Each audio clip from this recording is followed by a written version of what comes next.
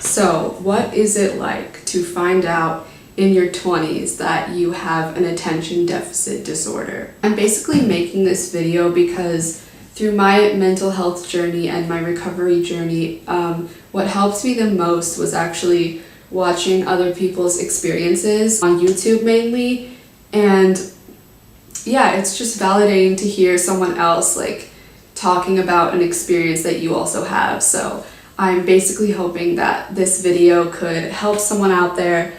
If not, then you're just gonna learn about ADD today. Let me tell you.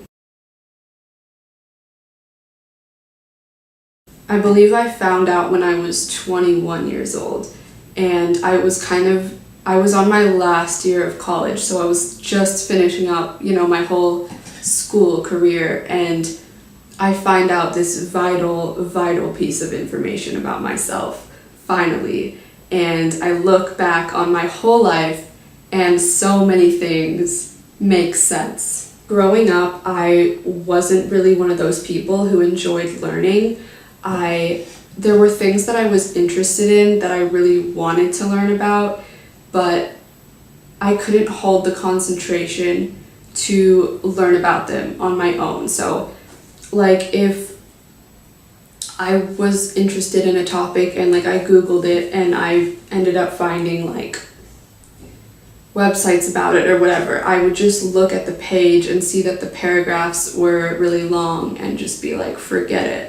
There's no way that I'm gonna be able to sit through reading this whole thing, so I might as well just not learn. And that sucks looking back, because I could have been medicated and I could be a person today with a lot more knowledge under my belt. I always kind of thought I was stupid in school because I just couldn't really keep up, and I would space out all the time in class.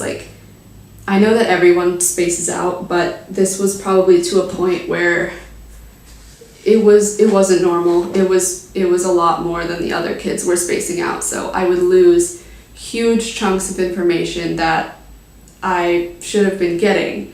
And there's also the whole thing with speaking up in class and in general when you have an attention deficit disorder like I do. So I don't have hyperactive, I just have the attention deficit part. So I'm not hyperactive. So people who have the hyperactive, they might experience things a little bit differently. For me, it's just attention deficit. So when you have an attention deficit disorder, your thoughts are kind of everywhere. Like when you're trying to make a coherent sentence and you need to articulate it, it's kind of like part of it's here, part of it's here, part of it's here, part of it's here, and you can't really put it together because your thoughts are running really, really fast. And a lot of the times when you try to speak, things get very jumbled. And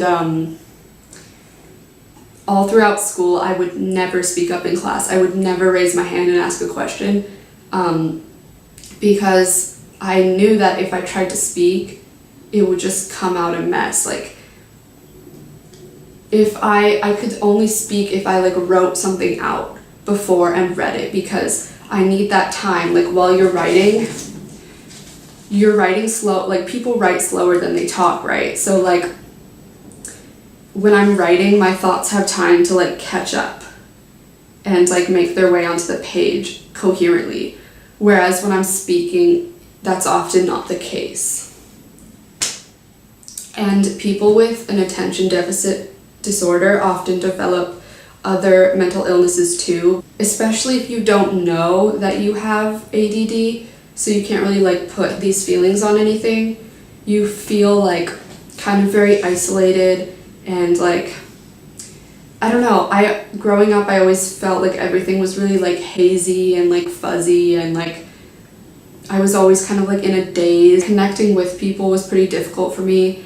And I mean, it still is, but especially growing up. And I'm diagnosed with some mood disorders too, depression, anxiety, and I've had therapists tell me that those mood disorders might actually be because of having ADD. Growing up in a way that you're very spacey and you're not fully paying attention in like social interactions, and you're not learning that well in school, and everything's just spacey, you're always thinking of whatever.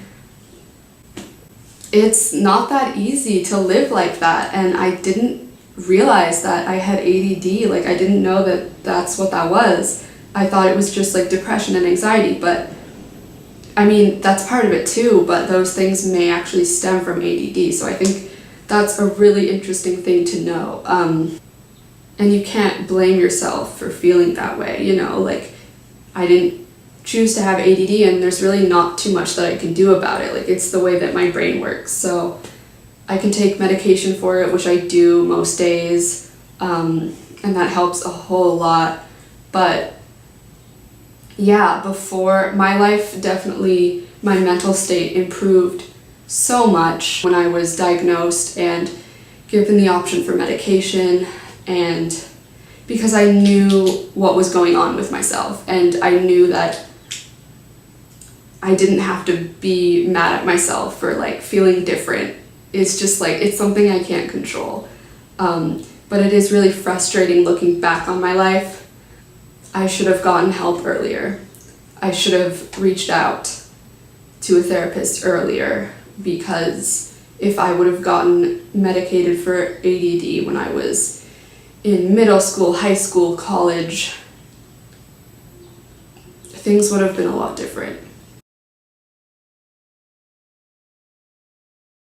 Some things that I still struggle with today are when I have like a lot of different tasks to do, like I have to do this errand, and I have to send this somewhere, and I have to contact someone about something, send some email, and I also have to go pick up blank from the store, and I have like too many things to do.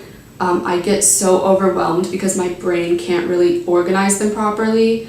I'll like forget about them, they just all like jumble up, they seem like too much for me. So something that really helps with that is writing everything down in a checklist.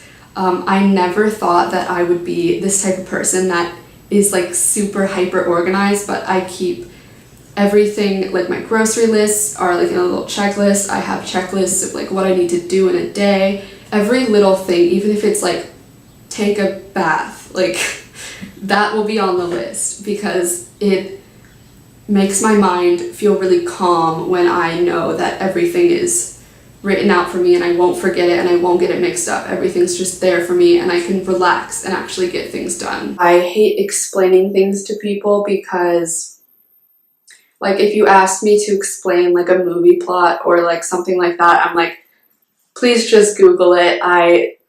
My thoughts are everywhere. Like I won't be able to explain it to you properly. I'll probably leave out some like crucial detail. I can't really remember when I first found out what ADD and ADHD were, but I think it honestly had something to do with Ryan Niga Higa here on YouTube. It used to be his thing to like joke about having ADHD. He was one of the first YouTubers I ever watched back in like, I don't know, 2007 or something like that. Yeah, I didn't even really know of other YouTubers. I thought he was like the YouTuber. And he would joke about ADHD, and so from him, I kind of learned what it was. He would make the joke of like, you know, talking about something and then being like, oh, a butterfly. Which is honestly relatable to me. I get distracted really easily. So I kind of had like a little bit of a idea that I might have ADD, but it was always kind of a joke to me. Like I would, even like throughout high school and college, I would kind of joke to my friends and be like, oh, sorry, yeah, like I have ADD, whatever, even though I had never been diagnosed with it. I had never been to a psychiatrist or a therapist or anything. And I didn't even think it was serious. I didn't even think that I really had it. I probably thought that I just was kind of like almost there, but when I went to see a therapist for the first time, I told him that I was in college, and I told him that, it was really hard for me to speak up, especially in class, because I would always stutter, and I thought it was because of my social anxiety. And he actually told me, when you stutter, that can be a symptom of ADD, because you're trying to get your thoughts together as you're speaking, and you're kind of trying to take a step back as you're speaking because your thoughts aren't catching up. I thought that was so interesting. I had no idea that had to do with ADD at all until he told me that. So because of him, I went on this journey to go find out if I had ADD, go to a psychiatrist, and turns out I do. So yeah, my mental health journey has been kind of slow in figuring out what I have and what I need to do about it. And that's just how it is for some people.